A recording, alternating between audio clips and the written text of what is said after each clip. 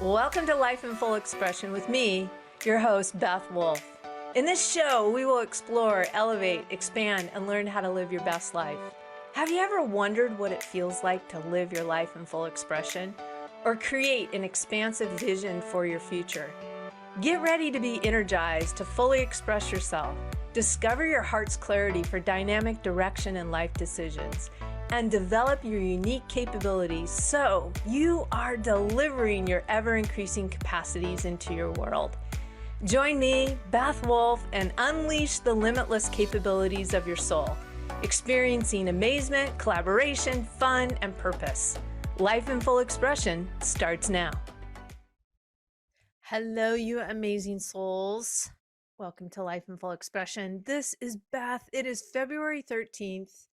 And guess what my topic is today? I know it'll be a long shot for you to guess, but we're going to talk about love today. But mostly we're going to talk about love from the aliveness that we are. And I was just sharing with the producers, I was coming on for today's show, that I'm like, even in the essence of all of this and the training I've had, gonna come from a lot of things that I've learned in my personal life, as well as what I've learned from some of my mentors. And it just feels wobbly. And I'm like, oh, you know what this show is all about?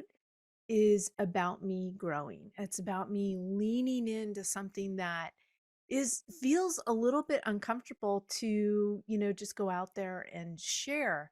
And I love to have all the I's dotted and all the T's crossed. And I don't have it this today. So we're just going to invite the soul of Beth to be here. Join me as I share with you a little bit about love from the aliveness and that we are. And so I'm going to talk ultimately about some of my own journeys of self-love and forgiveness. As some of you may know, I completed a 25-year marriage, and it was really rigorous as we went through these collaborative divorce meetings. My teenage and almost adult daughters chose to not speak with me for a year and a half. They're like, we just want a relationship with our dad. We don't want to talk to you. Very, very painful. I cried a lot. Didn't have a career at the time. I left the marriage making like $8,000 a year, even though I had, run another business and had a degree. So a lot of this was just about, how do I love on myself? How do I forgive myself? And ultimately, how do I get back up and start again? So going to be sharing a little bit about that. And then also just about fundamental principles of how we're living a life that is full of leaning into areas of loving and being happy and healthy and nurturing relationships. There's a practice to it. So I'm going to introduce today, forgiveness is a practice, not an event. I've studied a fair amount of world religions, but mostly about Christianity. The amazing practitioner, Jesus, a metaphysician that knew the laws of the universe so well, and also that forgiveness recognizes love's presence. Now, about 7 years ago, kind of going on 8, I did not have this in my awareness. So, and also, you may relate to this in your life, like I went through this. Betrayal is part of the human curriculum, and we're all going to have sacred friends to do an extraordinary thing for us, and that's to expand our heart. And so, again, all forgiveness is self-forgiveness. And I like to bring attention to that we're living this life in full expression.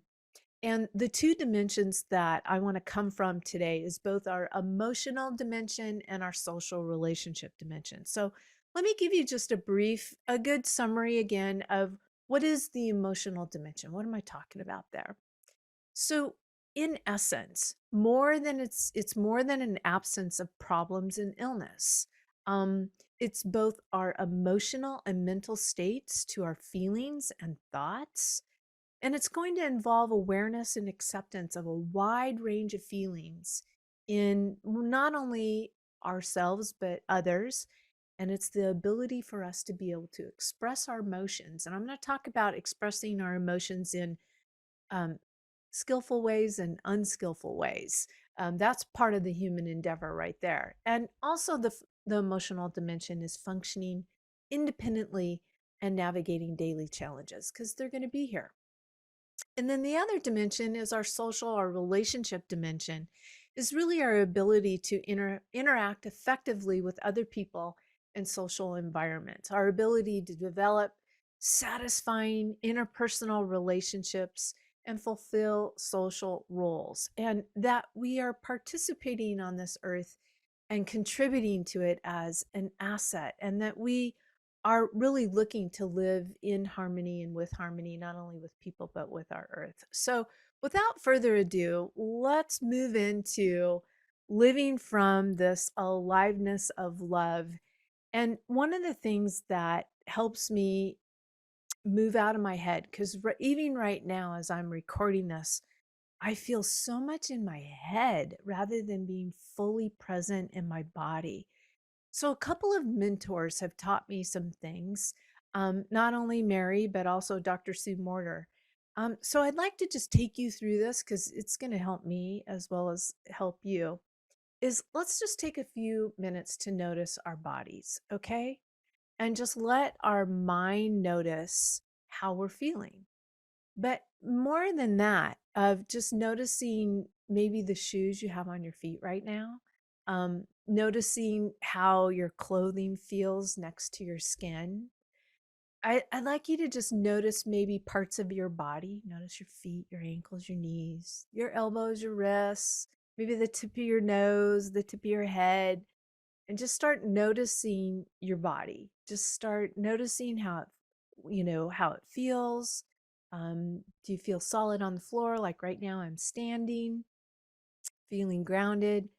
And then without any judgment, just coming from an observation for this exercise, how about you and I notice what we're thinking right now? Notice our thoughts. And now, for a moment, notice how you're feeling with those thoughts and whether you have been happy today or sad or stressed out, maybe lonely, maybe peaceful or contented, thrilled. You might be scared.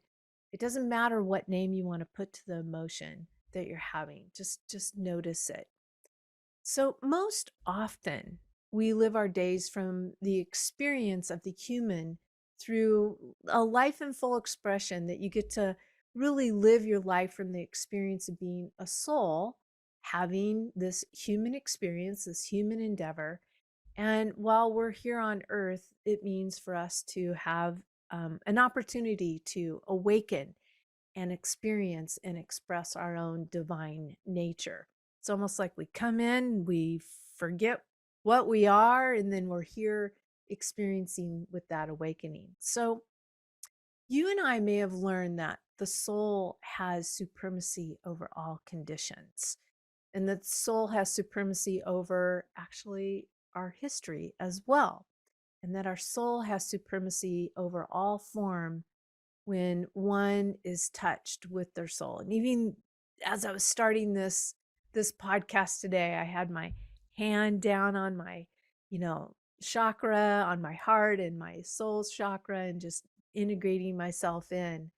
And there's a empowerment and an authority and a freedom and a peace that is in that true divine nature. But when you and I are only tuned in to our human nature, for then we are battered here by the display of these conditions. We end up just paying attention to all the conditions and circumstances when we're just coming from that human nature. And we think from these kind of thoughts, we think, man, if only I could get this particular condition to change outside of me, oh, I would feel so much better, right? Have you not thought that? And then, all while without recognizing it, that you and I are actually generators of the experience we're having. Like the very experience I'm having right now, the one that you're having right now, we're generators of it. So, for a moment, from this perspective of yourself as a living soul, your true self is one who can choose, either we can choose mastery of these conditions, circumstances, and conditions, or we can actually choose to be enslaved to them. And I'm going to invite us to master our conditions rather than be enslaved to them. And so let's just take it from a bird's eye view. We're going to talk a little bit about relationships today. So, looking at the landscape of your relationships, okay? You're up in a plane, you're looking at a landscape of them, both present, past, and even future relationships that you may desire. And you may want to just take a moment to look at these and ask yourself some questions. For example, where is your longing? Where is your discontent of what you would really love to create in relationships? What do you long for? Do you long for a relationship that you would love to be more fulfilling? Would you love it if it was had a greater level of freedom and fullness? Would you love to maybe have a greater amount of support and purpose? One of my number one core values is to have fun. Do you want to be in a relationship that is fun? So, is there any longing in a relationship you're in? Is there possibly, would you love that in a love partner? Would you love to have that with a friend? What would you love?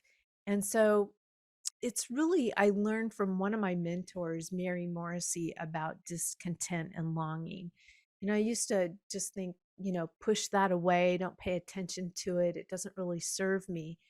But what I learned is that when there's an area of discontent, there actually might be hidden clues of what I am really truly longing for, and clues as what I can truly transmute and transform in my life. So there might be a relationship right now in your life that you are discontent or have a longing for there to be a healing between people, that there might be some distant or discord. I have that very thing in my life right now. Just because I am a health, life, and business coach, I'm still navigating the challenge of this human experience. So when you begin to picture your relationship life, okay, we're still looking from that bird's eye view in a way that you would really love to have it expressed and lived out. Where is the longing and where is the discontent? You want to ask that question and look at that.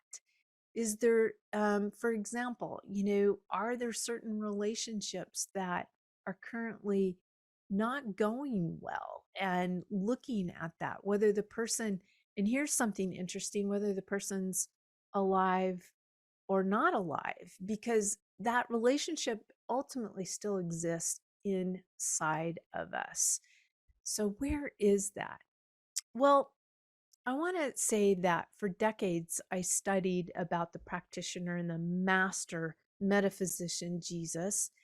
And he said, when you ask what is, well, really, when he was asked what is most important, in general, he came out and said that relationship with the infinite, relationship with God and spirit, and then relationship with yourself and others was really the most important thing. And at the end of the day, pretty much all the intersections of a life and a life in full expression are built on these relationships.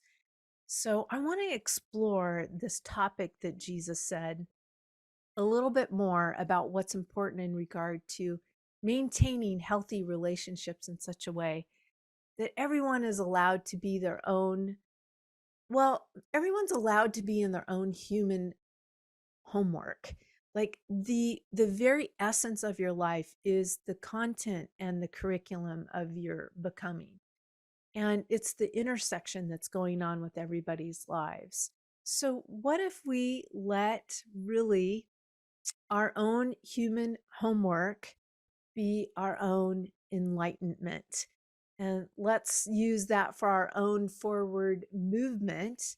And when Jesus was asked about this topic, he said, the most important practice in this endeavor that we're talking about with relationships is the practice of forgiveness. And so I want to introduce to you that The practice of forgiveness is very much about a mental hygiene as well as an emotional hygiene, the way that we keep ourselves clear conduits for love's presence is that we do a practice called forgiveness. And another way that Dr. Sue Morter talks about of how energy moves through the body, and if it has to go around curves and blocks, then we get a distorted view of things. So the practice of forgiveness is maybe another way that we are saying that as a human chalice, we can allow love to flow, light to flow, and keep that presence very clear, a clear conduit to go through us. So really, you cannot hope to have the relationship of a life in full expression without becoming and being adept, and not just an initiate, but somebody that really has mastered a level of skill in the ability to forgive and forgive well. And I watched a movie most recently. You might recall this young teenager that sailed around the world. She's from Australia. This was back in the, I believe she started in 2009 or 2010. And watching this movie and watching her navigate the waters that was out in that ocean was absolutely extraordinary because, we don't become skillful with in calm seas.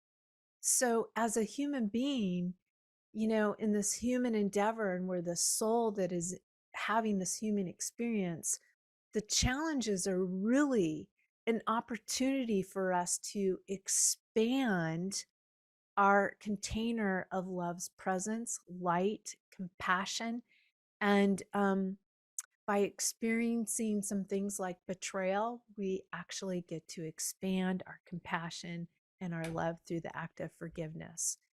So I want to ask the question, so how do we do this forgiveness practice? And I was introduced to forgiveness for my first time in Christianity as I studied that for a couple of decades.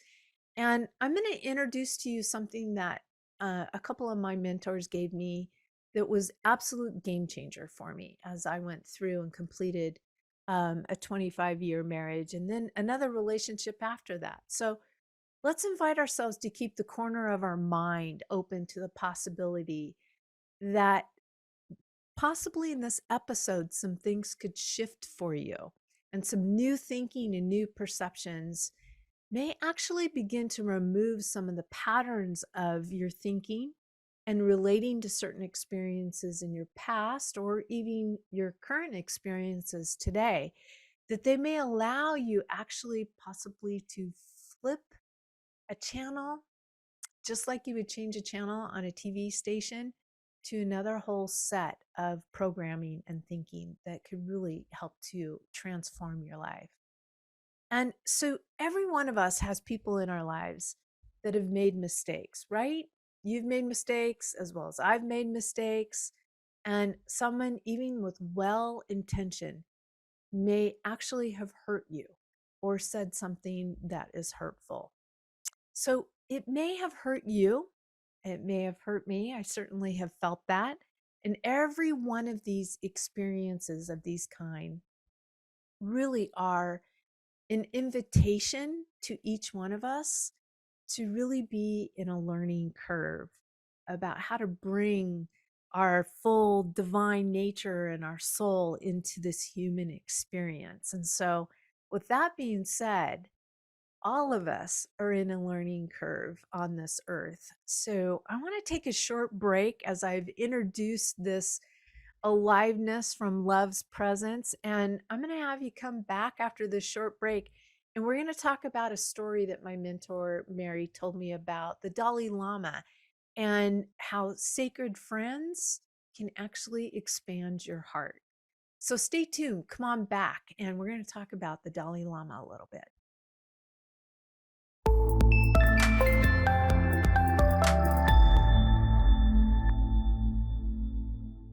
Welcome back, you guys. We're talking about the practice of forgiveness today and really just coming from an awareness of self love. And I'd love to share with you some stories that I learned from my mentor about the Dalai Lama and how, sacred friends can expand your heart. So, what exactly is a sacred friend? We're going to unveil today if you're not aware of it.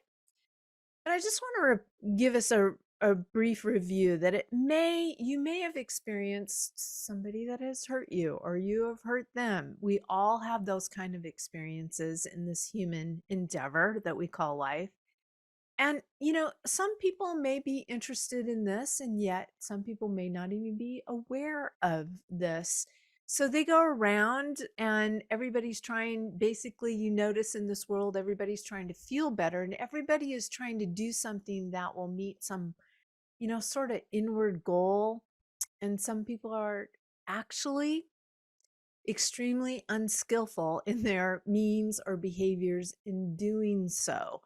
And this helped me so much as I was going through completing my marriage, about being around, not only noticing this about myself, that I too would make mistakes by calling out for love or expressing love, and I would do it unskillfully, or sometimes I would do it skillfully. And it was just such a beautiful phraseology that I'd learned and became aware of. So Mary asked the Dalai Lama about this, and he said that we all have friends, and friends are actually pretty easy to forgive. Maybe a friend that cuts you off in traffic today, and you might say a bad word or something, or friends that do something that hurt you. It's not a big deal. But then he said, we have sacred friends. And sacred friends, he said, oh, very, very difficult. Very, very difficult to forgive. And he was referring to, for him, the Chinese government is his sacred friend. Not the Chinese people, but the Chinese government. Um, and he was saying that the Chinese government is actually trying to kill the Tibetan people. And so without the Chinese government, the Dalai Lama said that he would have never have had to evolve his heart. So he used the practice of, when he would think about the Chinese government, he would want to feel compassion for them rather than anger and resentment. And what that does is evolve us to a level of understanding and experiencing love's presence, or that flow of light that is clearly coming through us, a love that is really beyond our human understanding, a love that is beyond and transcendent to the actual conditions that we might be facing today. And he also said that a love in which we find forgiveness for ourselves and forgiveness for all others in every experience, not just what other people have done, but what we have experienced in life. And we have forgiveness for what is being done even to our earth right now. There's parts of the earth that we're just decimating. We're becoming more and more aware of it. But even oceans, that we're dumping garbage in the oceans. And our earth, I truly believe, is alive. And so she can feel that when we're not taking care of her. And the Dalai Lama is just basically bringing to our attention that there is just some aspects of how we really don't take care of the earth and express care over it. But that does not mean we are not active in whatever we feel called to be active about to create a better world. Absolutely not. We are all being called to elevate the care of this world. It's becoming more and more prevalent. And the Dalai Lama is completely active in seeking the freedom of Tibet and his people there. But while he is doing that, he is coming from, this is a really key phrase that I have learned from Mary Morrissey, is it is about coming from a different frequency. It was very foreign to me to learn about this about 8 years ago. I'm like, what is she talking about? Coming from a different frequency is really about coming from a different state of beingness, that we are literally having different thoughts and emotions inside us, even though the evidence outside us has not happened yet. And so this was a game changer for me. I was absolutely, I was like, I deeply want to learn and know this practice. And so the Dalai Lama is coming from a different frequency than someone who is out screaming and shouting about the unfairness of it all. He was talking about that someone screaming and shouting and resisting and making wrong something that really deserves to be transformed. That person who is coming from that particular frequency and energy is actually part of the problem, because they are actually vibrating at that frequency. And so, in attracting others into that, that's not really part of the solution. So, someone or something may have occurred in your life that is vastly unfair, right? You can recall something like that right now. From even a higher perspective, it's completely wrong. But your ability and my ability to transform it will not come from a victim consciousness or a victim state. And you know what? The completion of my 25-year marriage, as I sat at the lawyer tables and the collaboration, was one of my moments, the content in the curriculum, for me to go, you know what? I am not going to come from a victim state of mind, even though there is vastly unfairness going on right here, right now. So, the practice then for us is to basically open our hearts through the power of compassion, because from that state, we will be able to see answers, that state of beingness, that openness. We're going to be able to see answers that we can't see from the place of just being hurt. So if we stay in that mindset and that feeling of, I'm hurt, I'm hurt, I'm hurt, let me tell you what this person did to me, we're not going to be in really kind of a state of openness to receive different kinds of answers. So, one of the things that I've read in the Bible at times is Jesus would say that we need to forgive 70 times 7. And I want to explain that a little bit more. He was asked that by his disciples, and he said, well, how many times do basically, how many times do we need to forgive? And they asked Jesus, they go, is it 7 times 7? So, 49-ish. And they were told, no, not 7 times, 7 times 70, which I love the Hebrew language. I know very little bit about it, but it's basically very, it's metaphoric, it's symbolism, and that really means that when he said 70 times 7, it meant that, meaning that this goes on and on and on and on. So as long as you and I are taking breath, we get to forgive. And here's the great part of it. It's something like this is a mental and emotional hygiene for us. I would never say to you, how many times do you think you should brush your teeth today? Or you might say to me, could I just maybe brush them once a day for 7 days, and then I'd be done with it for the rest of my life? Well, obviously we would say, no, no, no, you're not going to just do it 7 times, and be done. You've got to brush your teeth every day, right? Well, why? Because there's a daily grit of living that gets on your teeth, as well as you wouldn't have very good breath either. I mean, let's be honest about that. And then the same thing about, physical hygiene and taking a shower. Would you just take a shower, one time for 7 days and then never do it the rest of your life? No, you would want to continue to take good care of your human body and get the grime off. It always feels really good to take a shower afterwards. Well, it's not any different with you and I for our emotional realm. So something happens, and maybe you had called yourself stupid or doing that, and you want to forgive that.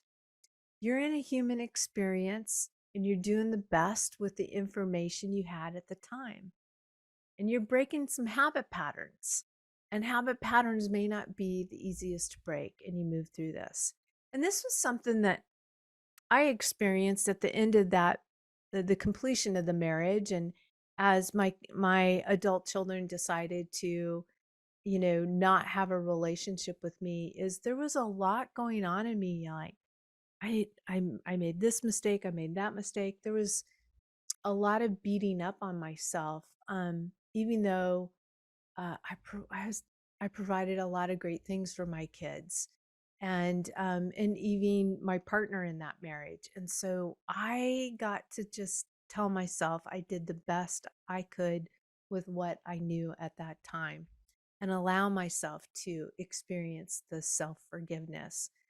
So here is what forgiveness, most of us have been really ill equipped with forgiveness strategies, right? Wouldn't you love to have a course on forgiveness, and even the understanding about what real forgiveness is? And again, this was a game changer when my mentor began to tell me about this. So we have come to think possibly that forgiveness is like letting somebody off the hook, or saying, well, I'll be bigger than you and I'll forgive you. I will be one who stands tall and I'll forgive you. Maybe you've said that or heard someone say that. Well, I want to introduce to you that that might actually be a form of arrogance, and that it's actually not very healthy.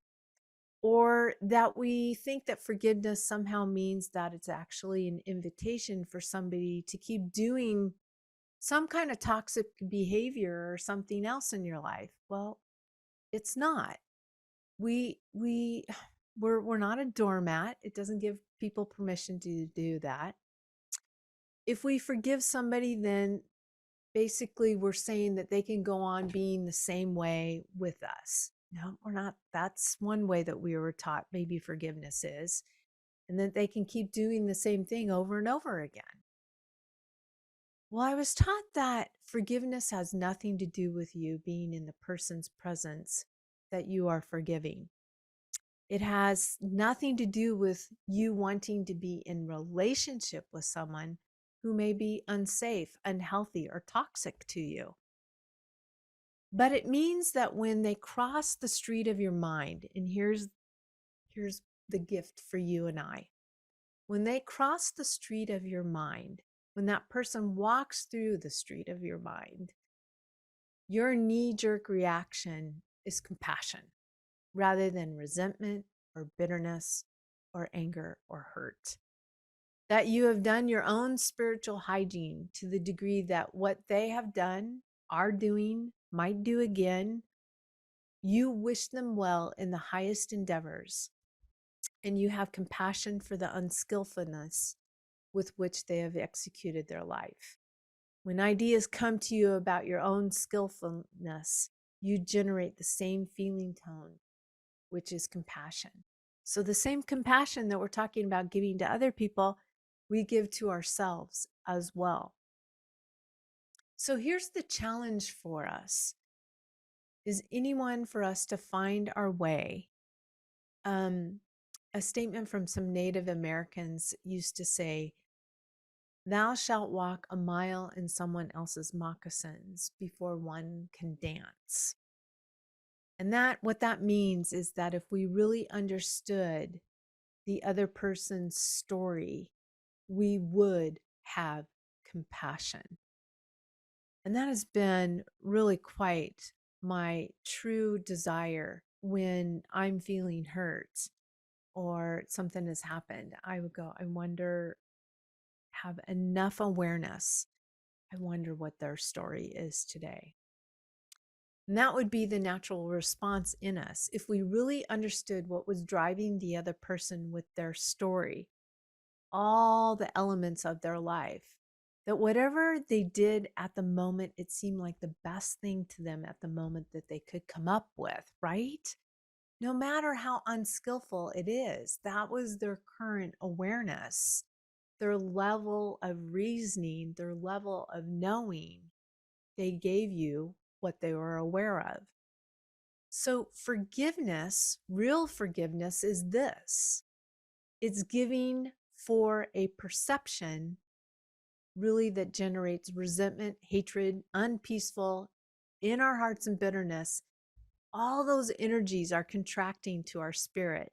They're very debilitating to the soul. And so here's the key element. If you can take anything out of this episode, it's this right here. Forgiveness is giving for that perception. It's giving one perception for another. It's like, this is the perception you have at this time, that it might be resentment, hatred, and anger, and that you're willing to let that go and give yourself another perception.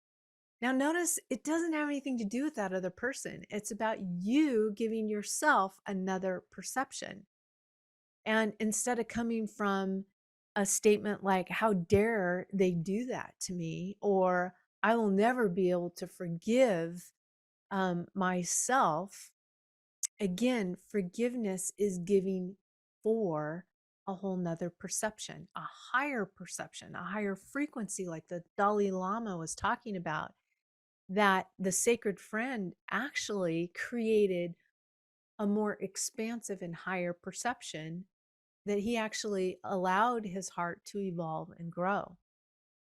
So these challenges that come in our human endeavor, it's really moving our minds and our hearts more to a truth, and it changes us. It changes the vibration in our body.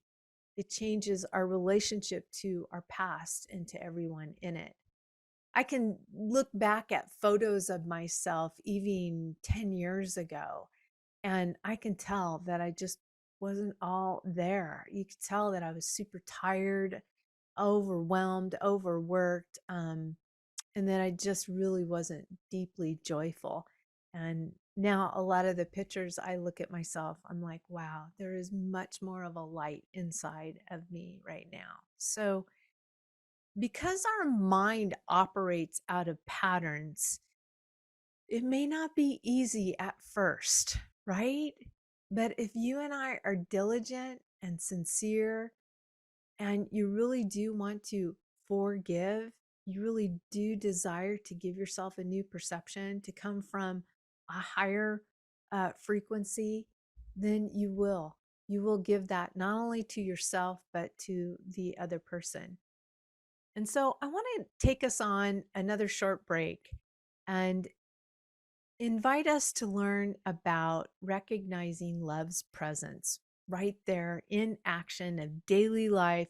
It's going on, and share a little bit more about my story, so that I could have chose it to really take me out and have me by the neck. But with a lot of mentoring from people and keeping myself in a structure of support, um, I really came out of it. I definitely rose out of it and continue to do that even to this day. So let's take a short break, and I'll come back and I'm going to share with you more about forgiveness and recognizing love's presence is always there. It just comes down to a choice. All right, I'll be right back.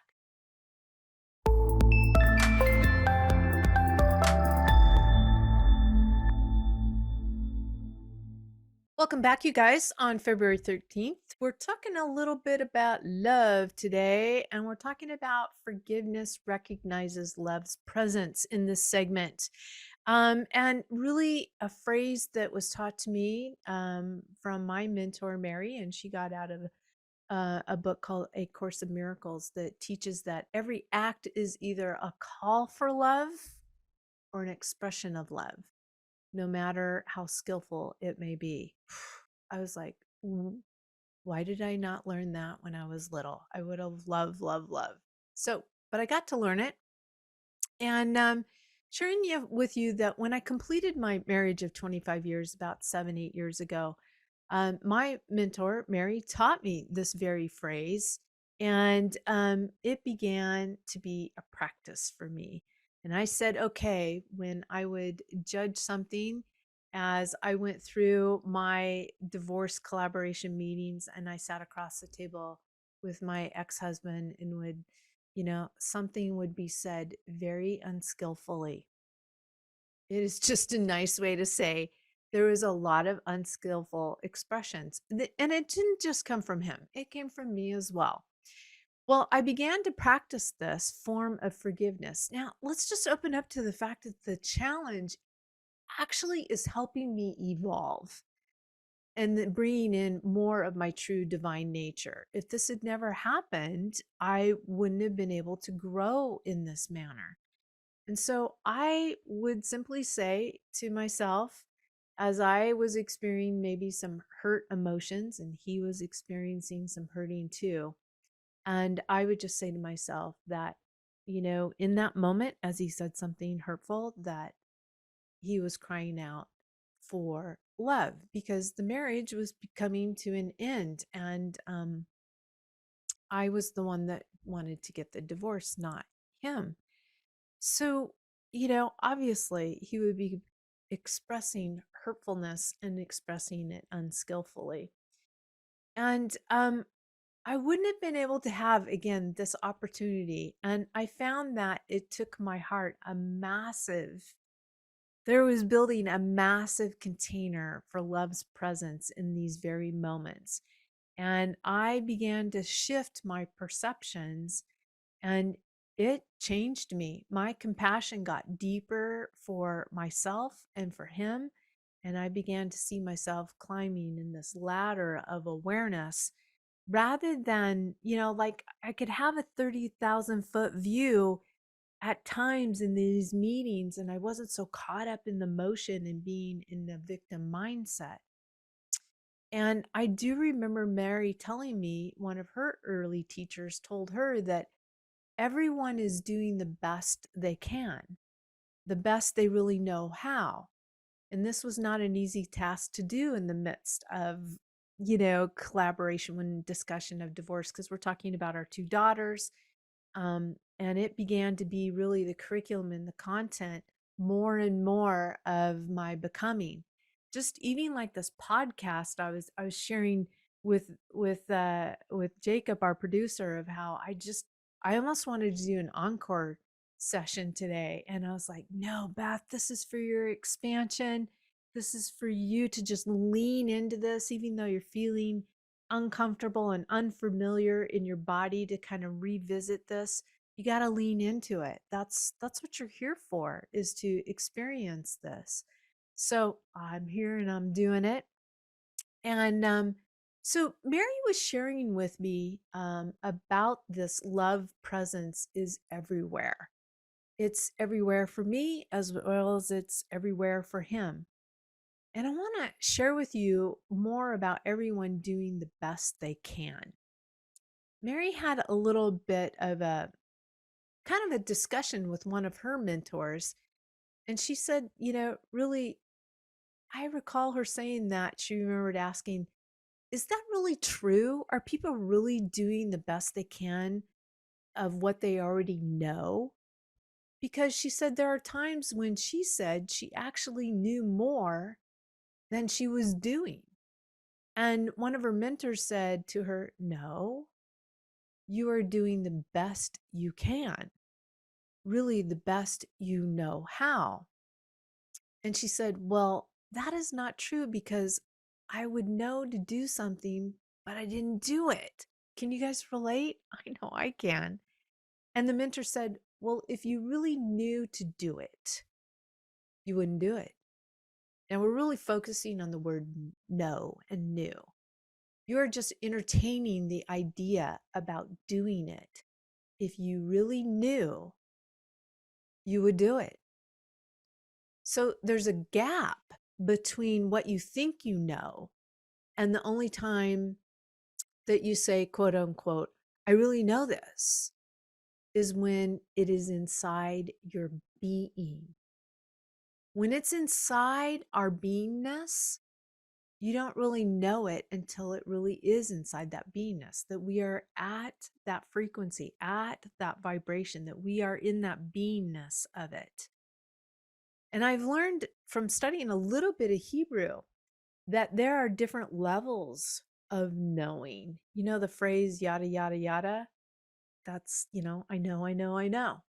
But there's a superficiality of it as you get deeper in to the know. It's a very deep mystic knowingness.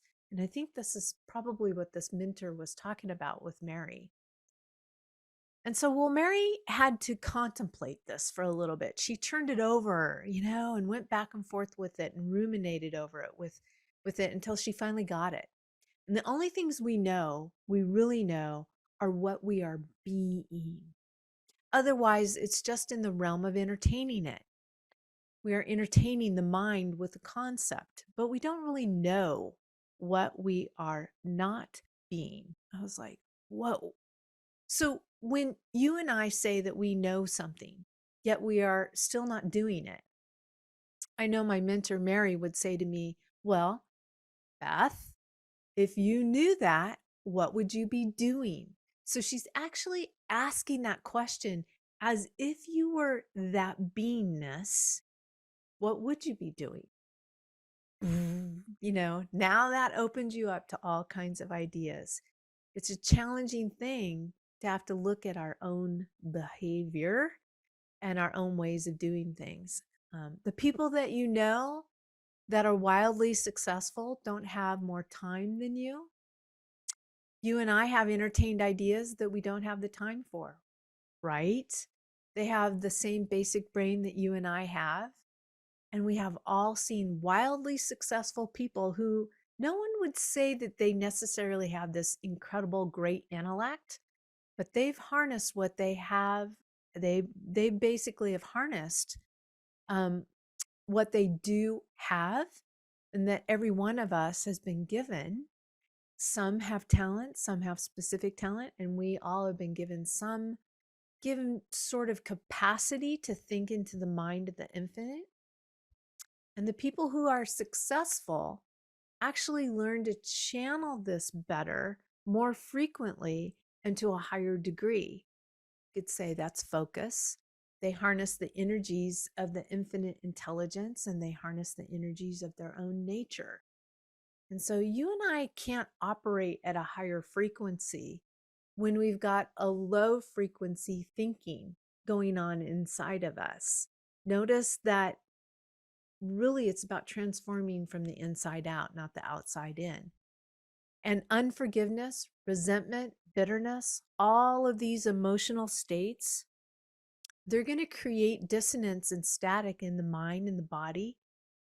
And you can't think and feel from solution when you've got a lot of static going on inside of you. I recall during my divorce collaboration meetings holding in my hand a quote from Eleanor Roosevelt that I learned from my mentor, Mary. And I wrote it on a Post-it and kept it in my pocket. And it went something like this: all the water in the world will not sink your ship if you don't let it in. So that helped me so much to keep practicing that. And holding on to that quote in the meetings was like brushing my teeth and showering myself. I leaned into it on a daily basis, asking the infinite, my soul, to help me evolve in that mindset. And I recall the master teacher, the Christ mind, the Christ consciousness. I knew that he was saying when he said, practice forgiving 70 times 7. It was an ongoing event. It kept going, it kept going, it kept going. It's a practice. It wasn't something that I was just going to do once. And it became really a part of my daily practice, was to forgive one perception for another. Let go of the lower frequency for the higher frequency. And just did that over and over and over again.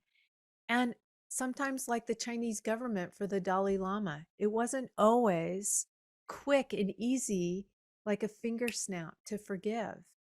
It took me years before, no longer, hearing his name, there was a charge in my body.